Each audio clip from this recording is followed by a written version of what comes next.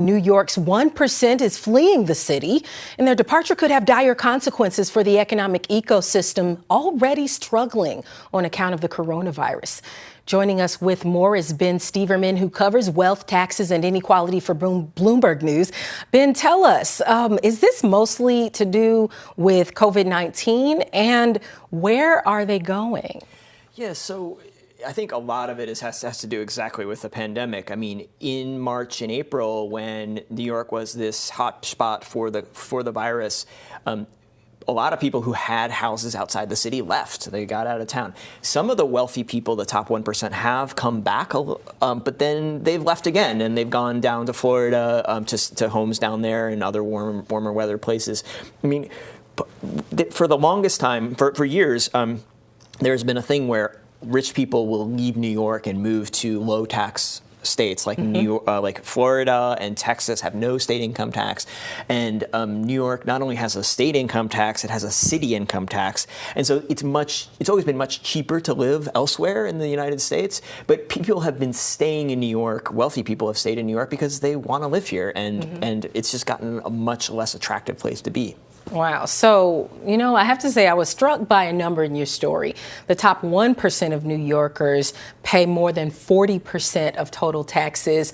So this must have an impact on schools and transportation. Yeah, I mean, so much of the city revenue and so much of the city economy is based on this top 1%. I mean, you have basically 30,000 families in a city of 8 million people, 30,000 people who earn more than $1 million. It's billions, $130 billion of income that these people are bringing into the city, and they're spending it, and they're going to cultural institutions, and they're donating money, spending big money on tickets and restaurants, and all that is just a huge engine economically for the city. And this is so much more than a story about wealthy people escaping a pandemic. I mean, this is a tale of inequality. And so who and what is left behind when rich people flee the city and they take their money with them? I mean, what does this mean for the average New Yorker who does not want to leave New York? Yeah, I mean, you really have a situation where there's so many working class and middle class New Yorkers who are earning, just barely getting by, and they're paying a lot on rent. And first of all, a lot of those people have lost their jobs. Another thing is that, the city services are so dependent on revenue from wealthy people paying taxes that you really worry about a decline in city services, whether it's transit, parks, safety, cleanliness. There could be a range of cuts that the city and state will have to make in services, and so you worry about sort of a downward spiral in the city where people just don't want to be here anymore. Well, that makes a lot of sense because, as we know, the MTA is already facing a huge hit. I did some extensive reporting on that for Bloomberg Radio, but I also want to note that this is not just about economics. It's as much about economics as it is about New York City's culture. I wonder if we're going to see New York City's culture change, the theaters, the Met Gala. Right. What can we expect there? And would this mean that these staples that aren't that accessible to the average person may become more accessible? Yeah, I mean, I think it would be lovely if all of a sudden, without rich people, New York became just a cheaper place, easier to get into a Broadway show, easier to get into events. But I think actually what's going to happen is that a lot of the funding for these arts organizations comes from wealthy people, and they end up subsidizing culture for the rest of New Yorkers. So you have so many small theater companies that are really going to be struggling if they don't have wealthy people showing up and paying full price for tickets.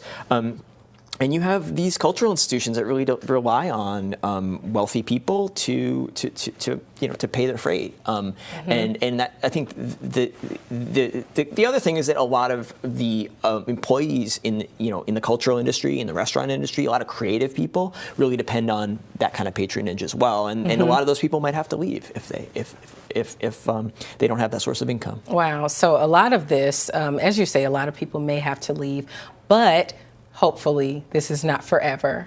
And when do you think people will eventually make their way back to New York, and what may bring them back? What may be the thing to bring them back? Yeah, well, we had some great news about this vaccine that seems to be effective. And if we can get a vaccine and we can get to the other side of this, and things like Broadway reopen, and cultural events reopen, a lot of rich people really want to be where the action is. And they want to be with other wealthy people. So a lot of them could come rushing back. The other thing is that New York State and New York tax enforcers are not going to take this lying down. They have very strict rules about when you have to pay income tax, and it's not as simple as just saying, "Oh, I'm spending 2021 or 2020 in Florida. I don't have to pay income taxes in New York."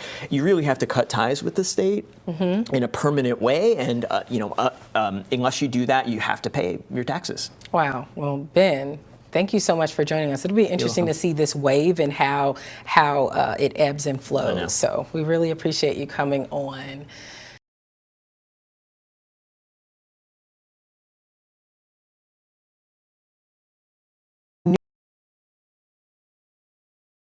The biggest stories the moment they happen from around the globe. Subscribe to Bloomberg Quick Take now for insight in an instant.